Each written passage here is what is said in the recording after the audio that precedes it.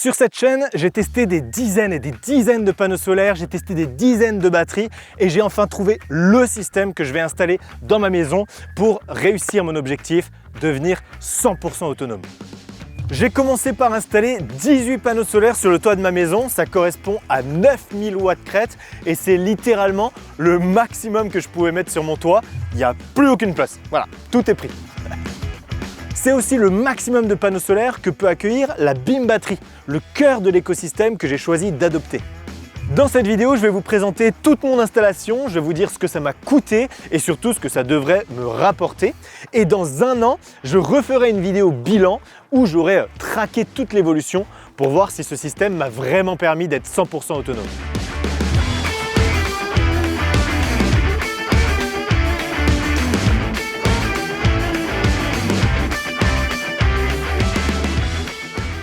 On commence ici sur ma terrasse avec la BIM batterie qui sera le cœur de l'écosystème. J'avais fait une vidéo complète sur ce produit où je vous montrais vraiment tout de A à Z. Je vous ai mis le lien dans la description et je vous mets aussi une fiche juste en haut. Pour rappel, la BIM batterie, c'est une batterie modulaire avec une tête qui intègre un onduleur hybride et des batteries qui font 3,3 kWh. Pour l'instant, moi j'ai que 3 blocs de batterie, donc j'ai 10 kWh de stockage, mais dans pas longtemps, je devrais recevoir le 4e et donc monter à 13,4 kWh de stockage, c'est-à-dire le maximum qu'on peut avoir avec ce système. Sur le côté, j'ai 3 entrées qui correspondent à 3 régulateurs MPPT de 3000 watts qui peuvent chacun accueillir jusqu'à 6 panneaux solaires. L'inconvénient d'avoir un seul MPPT, c'est que si un seul de vos panneaux reçoit de l'ombre ou est sale ou cassé et produit donc un peu moins que d'habitude, ça affectera aussi la production de tous les autres.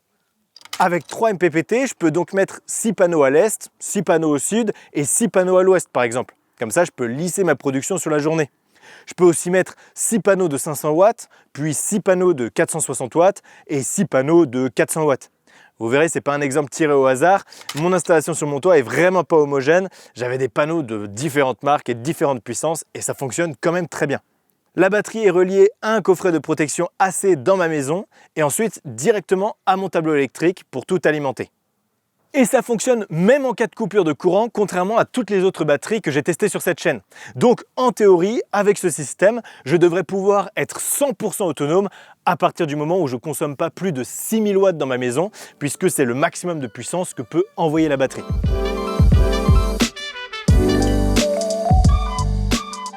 Encore faut-il produire assez d'électricité. Heureusement pour moi, j'ai testé beaucoup de panneaux solaires sur cette chaîne et donc maintenant ils se retrouvent un peu tous sur mon toit. Mais avant de vous les présenter dans le détail, il faut déjà que je vous explique comment je les ai connectés à ma BIM batterie, parce que si vous vous rappelez, sur le côté de la batterie, il y a 3 entrées et pas 18. Il n'y a vraiment rien de compliqué, j'ai simplement branché les panneaux en série 6 par 6. Je vous mets un schéma à l'écran, ce sera beaucoup plus parlant que 1000 mots. Pour connecter tous ces panneaux ensemble, j'avais 2 solutions. La première, c'était acheter 100 mètres de câbles 3G 4 mm spécial pour panneaux solaires et une quarantaine d'embouts MC4. Et ensuite, couper à chaque fois le câble à la bonne longueur, sertir les embouts et faire toutes mes connexions. J'ai pas choisi cette solution pour la simple et bonne raison que ça demandait énormément de temps de faire tout ce travail. Et en plus, sertir les embouts MC4, c'est une opération ultra délicate. C'est-à-dire que si on se trompe, non seulement ça peut ne pas fonctionner, mais en plus il peut y avoir des arcs électriques et des gros problèmes de sécurité, l'installation peut prendre feu. C'est pour ça que d'habitude c'est des professionnels qui s'en occupent. Donc moi j'ai préféré la deuxième solution, c'est-à-dire faire un schéma, regarder exactement quelle longueur de câble il me fallait, puis acheter sur internet des câbles préfaits, déjà sertis, comme ça m'a fait gagner du temps. Je suis sûr qu'il n'y a aucun problème de connexion et d'un point de vue sécurité, je n'ai pas à me poser la question. Tout était fait en usine, bien contrôlé. Et voilà. Bon alors, j'ai pas acheté des câbles de merde. Attention, on n'achète pas ces câbles solaires sur Temu. Il faut acheter quand même de la bonne qualité. C'est une installation qui va durer 15, 20, jusqu'à 40 ans. On achète du bon câble. Pour que mon installation dure dans le temps, je vais aussi acheter des gaines fendues.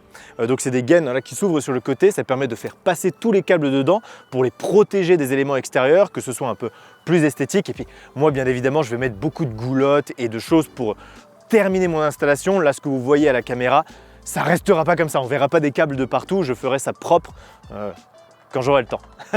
mais assez vite quand même. Au bout de mon installation, j'ai donc 3 câbles mâles, 3 câbles femelles. J'ai ma terre, parce que j'ai relié tous mes panneaux solaires entre eux, histoire de les mettre à la terre et d'être en sécurité. Mais tout ça, je ne vais pas le rentrer directement dans ma BIM batterie. Je vais le rentrer dans un coffret de protection d'essai. C'est la norme C15712-3 qui nous oblige à mettre un coffret d'essai. Le consuel, quand il va venir, il va vérifier que j'ai bien mon coffret d'essai. Là, il est vendu par BIM, tout est aux normes, tout est parfait. Ça me met en sécurité et en plus, le consuel pourra valider. Ensuite, une fois que j'ai tout rentré là-dedans, je peux ressortir avec des câbles MC4 et avec mon câble de terre et rentrer tout ça dans ma BIM batterie. En soi, on peut connecter n'importe quel panneau sur la batterie. Il n'y a pas besoin que ce soit des panneaux BIM, il n'y a pas besoin que ce soit exactement tous les mêmes panneaux. Par contre, si vous mettez par exemple 5 panneaux de 500 watts et un 6e panneau de 100 watts, la puissance globale ne va pas s'additionner, elle va se brider au plus faible des panneaux. Donc en gros, vous n'aurez pas 500 plus 500 plus 500 plus 500 plus 500 plus 100, vous aurez en fait 6 fois 100 watts, en résumé. Par exemple, moi sur mon premier MPPT, j'ai relié 6 bimons de 460 watts crête chacun. C'est 6 fois le même panneau, il n'y a pas de problème. Ça me fera une puissance totale donc de 6 fois 460, ce qui est égal à 2760 watts crête. Sur le deuxième MPPT, j'ai branché 2 bimons de 500 watts crête, les nouveaux bimons qui sont sortis et qui sont vraiment super comme panneaux solaires, et aussi 4 panneaux Anker de 540 watts crête que j'avais d'anciennes vidéos. Là, théoriquement, je dépasse les 3000 watts crête, mais en réalité, c'est le panneau le plus faible qui va conditionner la puissance de l'installation. Donc, c'est bon, c'est comme si j'avais 6 fois un panneau de 500 watts, en résumé. Et de toute façon, le MPPT, lui, va limiter la puissance d'entrée pour que j'ai jamais plus de 3000 watts qui rentrent. Donc, disons que sur ce deuxième MPPT, j'ai 3000 watts crête de puissance. Et sur le troisième MPPT, alors là j'ai mis tous les panneaux qui me restaient, j'ai 2 bimons de 460 watts crête, j'ai 2 panneaux Anker je crois de 450 watts crête, j'ai 2 panneaux Dualsun de 430 watts crête. Donc là encore une fois c'est le plus petit panneau qui va brider toute l'installation, donc je n'aurai pas 460 plus 450 plus 430, je vais avoir 6 fois 430 watts crête. C'est pour ça que voilà, quand je testerai d'autres panneaux, dès que je recevrai des panneaux un peu plus puissants, je viendrai en modifier quelques-uns pour augmenter mon installation. Mais c'est déjà pas mal tout ce que j'ai mis. Donc moi, théoriquement, je n'ai pas le maximum que je pourrais mettre, c'est-à-dire 9000 watts crête. J'ai plutôt 8340. Bon, pour cette vidéo, disons que j'ai 9000 parce que ce sera ce que vous aurez si vous faites un jour cette installation. Vous allez acheter des panneaux de 500 watts crête qui vont avec la batterie. Donc voilà, pour tous les calculs de rentabilité, de production, etc., c'est plus intéressant qu'on parte sur des chiffres qui vous parlent plutôt que moi, mon cas très unique. Je suis spéciale!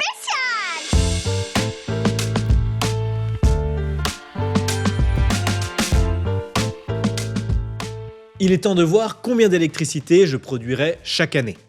Selon le site PVGIS, avec 9000 watts crête, je devrais produire environ 10 902 kWh d'électricité par an, sachant que les panneaux vont perdre environ 0,5% de puissance chaque année pour atteindre 80% au bout de 40 ans.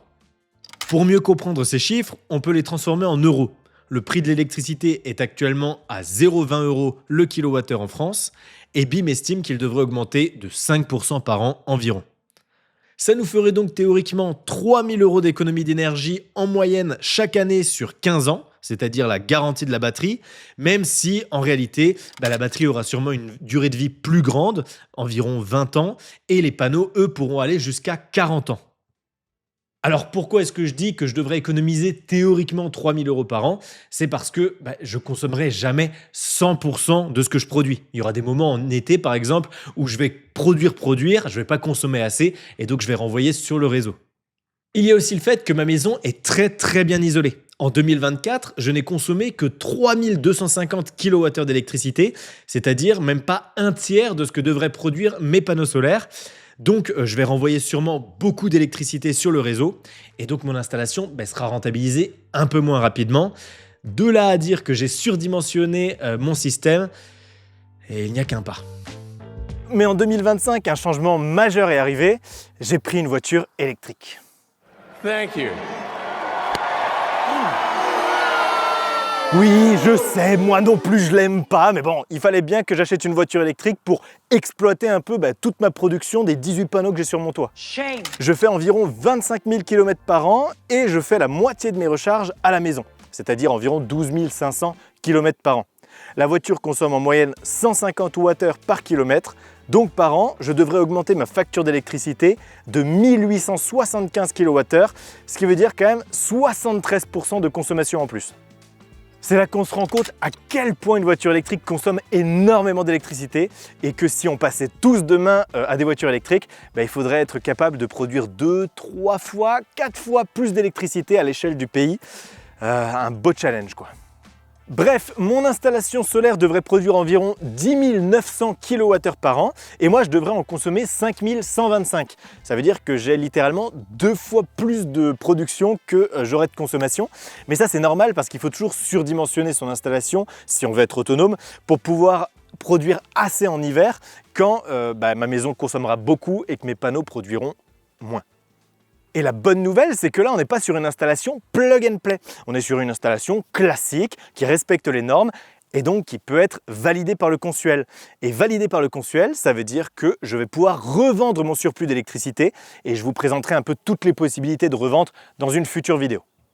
Mais c'est pas tout, je peux aussi optimiser l'utilisation de mon surplus avec ma voiture électrique. En fait, le chargeur de voiture électrique de chez BIM sait exactement combien je produis, combien je consomme et donc combien j'ai de surplus que je devrais renvoyer normalement sur le réseau et je peux décider de recharger ma voiture uniquement avec le surplus de mes panneaux solaires. Comme ça, je suis sûr d'utiliser 100% de ce que je produis et de renvoyer le moins possible sur le réseau.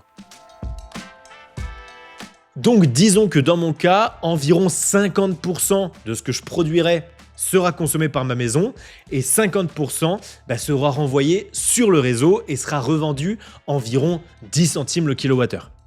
On va partir du principe que le prix de revente ne monte pas, qu'on restera tout le temps à 10 centimes, mais dans la réalité, moi je pense que quand le prix de l'électricité augmentera, le prix de la revente augmentera aussi, mais c'est trop dur à estimer, donc pour notre estimation, on reste sur 10 centimes. En suivant ces chiffres, en moyenne sur les 15 prochaines années, je devrais donc économiser environ 1506 € d'électricité chaque année et je devrais revendre pour environ 526 € d'électricité par an. Donc au total, je devrais gagner, on va dire, environ 2032 € par an. Ce calcul est très personnel, si vous consommez plus que moi, votre taux d'autoconsommation ne sera pas de 50%, mais sera plus élevé, disons 75% par exemple. Vous économiserez alors 2259 € par an et vous revendrez 263 €, ce qui vous fera gagner 2522 € chaque année.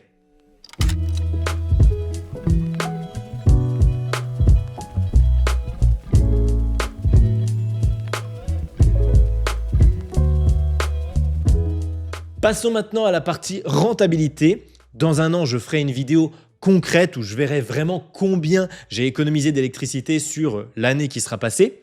Mais on peut déjà se poser une question aujourd'hui, c'est est-ce que théoriquement, ce système pourrait être rentable ?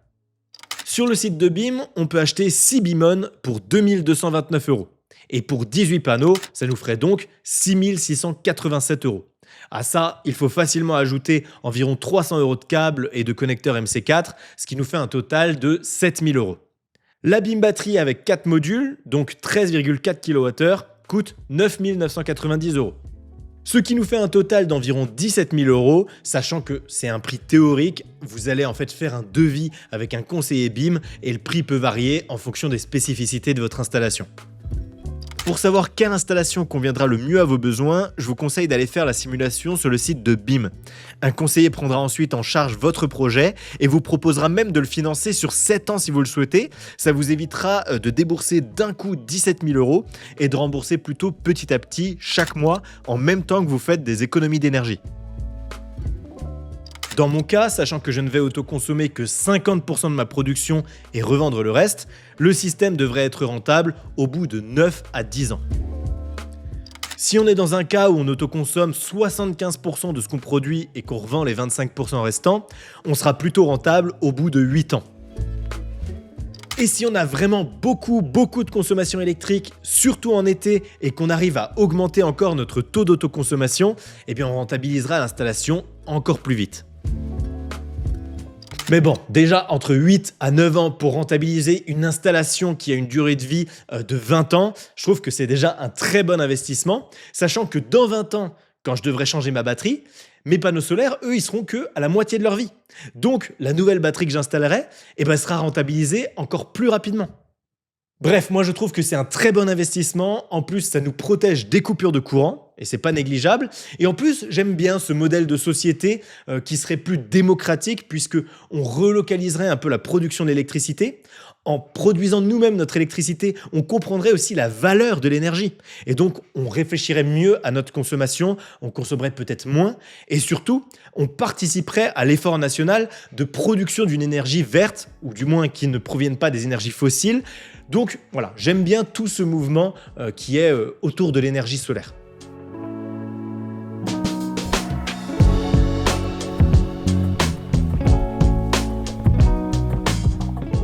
En conclusion, on verra bien dans 1 an comment mon système aura évolué. Je ferai vraiment un bilan très détaillé pour vous faire mon retour d'expérience. Après, moi, ça fait déjà quelques mois, même quelques années que je suis dans l'écosystème BIM et j'en suis toujours très content. Ça marche très bien et ça évolue petit à petit. Chaque année, c'est de mieux en mieux. Et puis, les personnes de chez BIM sont très à cheval sur la sécurité, sur faire un projet et un produit, un écosystème qui soit fiable et qui soit performant. Donc, c'est une marque qui me plaît bien. Vous l'aurez compris, c'était une vidéo en collaboration avec eux. Ils m'ont aidé à tout installer, à vérifier que je ne faisais pas de bêtises. Je vous mets aussi dans la description plein d'informations pour compléter un peu tout ce que j'ai dit. Voilà, j'espère que cette vidéo vous aura donné une bonne base, une bonne vision de ce que peut être une installation pour atteindre l'autonomie. Voilà, chercher l'autonomie. Je ne sais pas si je réussirai à être 100% autonome, mais je pars sur une bonne lancée. Et puis, abonnez-vous si vous ne voulez pas suivre tous nos prochains tests de panneaux solaires, tous nos prochains reportages, toutes les prochaines vidéos qu'on fera sur cette chaîne. Et puis, dites-moi ce que vous en avez pensé en commentaire, qu'on discute et qu'on voit quel système vous intéresse, vous, pour votre maison. Allez, à très bientôt sur la chaîne. C'était Julien. Ciao. I got about 100 reasons to leave the party, but I will not. Got a lot of meaning to get to you, and I'm in a spot. Thought about what's the season, oh yeah, it's summer, feeling so hot. I could burn in my slumber, turn the lights off.